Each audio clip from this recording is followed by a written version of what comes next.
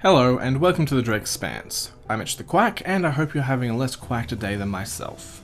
To start this off, I'd just like to thank Skinnyfatperson and Lhok from the Shinies and Lucydos Discord, because if I didn't have an interesting conversation about the current lore of World of Warcraft with them, I would have never put this theory together. So, 8.3, where are we going? I think we're going to the Dragon Isles, and shockingly enough, it's not for the reasons you think. Because yeah, dragons in 8.2 and Wrathion are compelling reasons, but for the nail in the coffin, we need to look at the Cataclysm. And yes, I do mean 4.0 through to 4.3 Cataclysm. Why? Well, the whole point of the Cataclysm was to bring about the Hour of Twilight. And for argument's sake, I define the Hour of Twilight as the release of the Old Gods. At the end of the Eternal Palace, we just saw the prophecy fulfilled, or at least we saw part of the prophecy fulfilled. An Old God was freed. Now, here's where things get interesting. Cataclysm has 8 major plot points that relate to the coming of the Hour of Twilight. These points are the burning of a world tree, the invasion of an old god stronghold, Naga and Dejara, a corrupted Titan facility, Xol and Zandalari, the World Pillar, the Dragon Soul, the faction conflict, and the corruption/experimentation of dragons. Why is all this important? Well, if you've been paying attention to the general comments made about the lore of BFA, then you know there have been a lot of observations about how BFA has been a rehash of previous lore, specifically MoP.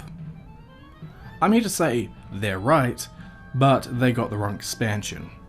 BFA's story is an almost identical match to the Cataclysm, with certain points being rolled into one and others going horribly wrong. Zandalar? Corrupted Titan facility and the Zandalari rolled into one. Shrine and Crucible of Storms, the invasion of an old god stronghold. Teldrassil, the burning of a world tree.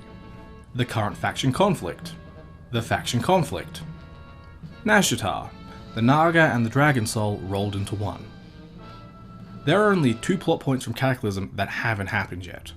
One is the World Pillar, the other is the Dragons, who, funnily enough, just turned up in 8.2.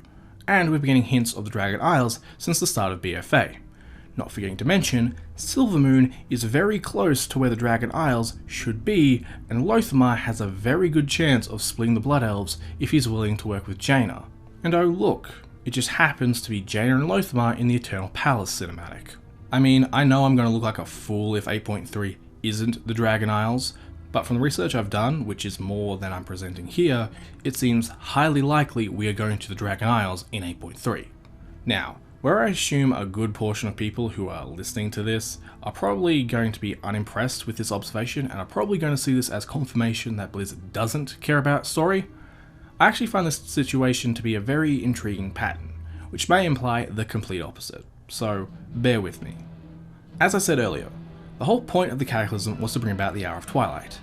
In BFA, we are witnessing the Hour of Twilight play out again in an almost identical format. The question is, do these plot points, in whatever form they appear, have to play out for the Hour of Twilight to succeed? As in, is the Hour of Twilight some strange ritual that requires certain events to happen, but only a few to actually succeed? Not gonna lie, this specific speculation is a bit off the deep end, but something that's not is this. If we do go to the Dragon Isles, and history is repeating itself, then we are in a lot of trouble. As in, we are going to lose BFA no matter what, and quite possibly the old gods are going to lose with us. What am I talking about? I'm talking about the World Pillar and the Deepholm plot. We went to Deepholm to stop Azeroth from crashing into the elemental plane of Earth.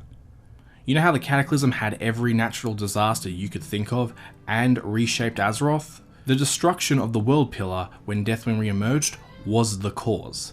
And if we didn't put the World Pillar back, Azeroth would have fallen into the elemental plane. Now, I'll admit, we haven't really heard about anything acting as a World Pillar equivalent on Azeroth. Or at least I haven't released that theory yet. I swear it's coming.